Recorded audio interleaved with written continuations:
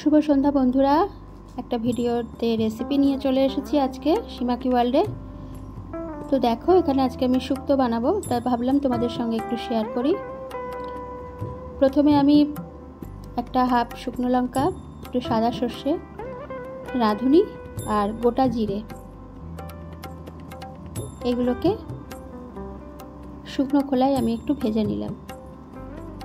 আর দেখো, এখানে সবজি কেটে নেওয়া হয়েছে।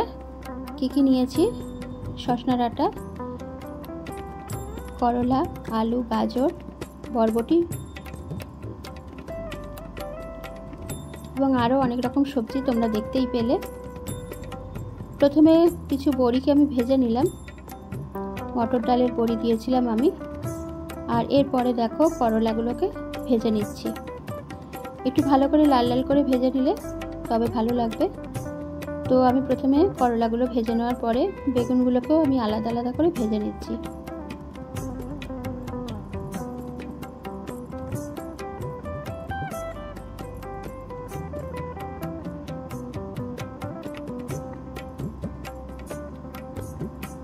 সবজির কাঁচা গন্ধ চলে না যাওয়া পর্যন্ত একটু ভালো করে ভেজে নিতে হবে। যারা জানো তারা তো অবশ্যই জানো, যারা জানো না তাদের জন্যই বললাম। আমি তেলের মধ্যে দিয়ে দিলাম একটু পাঁচফোড়ন আর একটু রাঁধুনি। এরপরে আমি দিয়ে দিলাম আলু, কেটে রাখা পেঁপে আর গাজর। এগুলো দিয়ে আমি কিছুক্ষণ একটু নাড়াচাড়া করে নেব। তারপরে এক এক করে আরও বাদবাকি সবজিগুলো দিয়ে দিচ্ছি। দেখতেই পাচ্ছ, কাঁচকলা, পেঁপে আর পটল আর রাঙালু দিয়েছিলাম।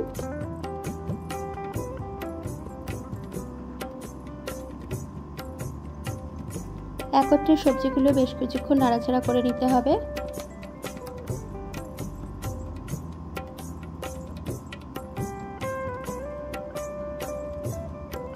কিছু বরবটি কড়াইও আমি দিয়েছিলাম, সেগুলো এখন দিয়ে দিলাম।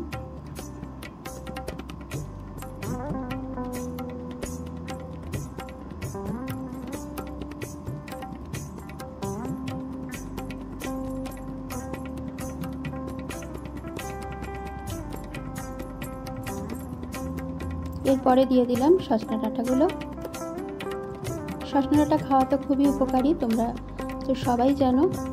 আর এখন এই সময়টাতেই পাওয়া যায়, তাই জন্য যতটা পারবে সবাই সজনা ডাঁটা খাবে। এরপরে আমি একটা মিক্সির জারের মধ্যে দেখো সর্ষে আর পোস্ত নিয়ে নিয়েছি। প্রথমে শুকনো অবস্থায় আমি একটু ঘুরিয়ে নেব, তারপরে সামান্য একটু নুন দিয়ে জল দিয়ে আমি পেস্ট বানিয়ে নেব। এই যে পেস্ট বানিয়ে নিয়েছি। সবজিগুলোকে ভালো করে নাড়াচাড়া করে কষিয়ে নেওয়ার পরে আমি ওই সর্ষে আর পোস্তর পেস্টটা দিয়ে দিলাম। আর সামান্য একটু মিক্সির বাটিটা দিয়ে একটু জলও পরে দিয়ে দিয়েছিলাম।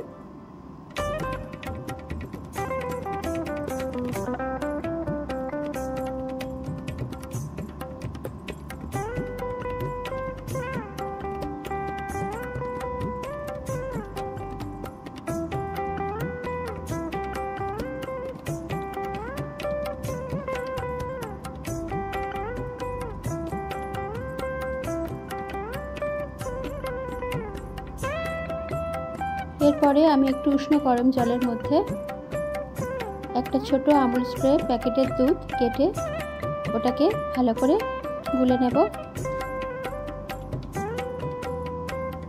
তোমরা চাইলে লিকুইড যে মিল্ক হয় সেটাও দিতে পারো।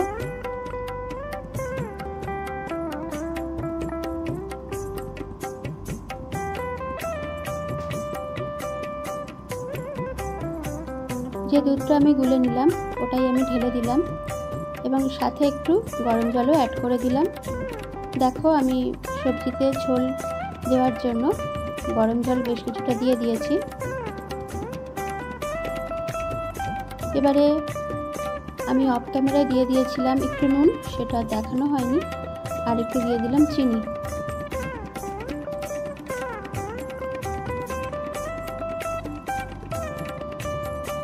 আর কিছুক্ষণ ফুটে যাওয়ার পরে আমি ভেজে রাখা বেগুন, করলা এবং বড়িগুলো আস্তে আস্তে দিয়ে দিলাম।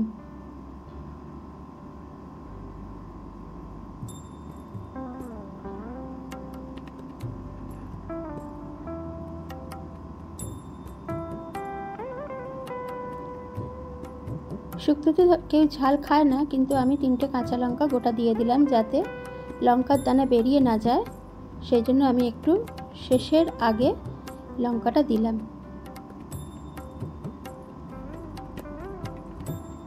এরপরে আমি লাস্টের দিকে দেখো ভাজা গুঁড়ো মশলা, যেটা আমি প্রথমে করে রেখেছিলাম, সেটা দিয়ে দিলাম।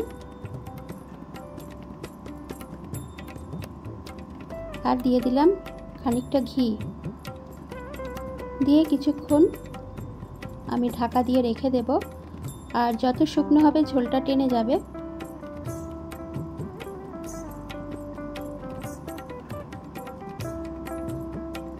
গরম ভাতের সাথে শুক্তো এরকম সবারই ভালো লাগে। তোমরা সবাই কমেন্ট করে জানিও। ভালো থেকো, টাটা।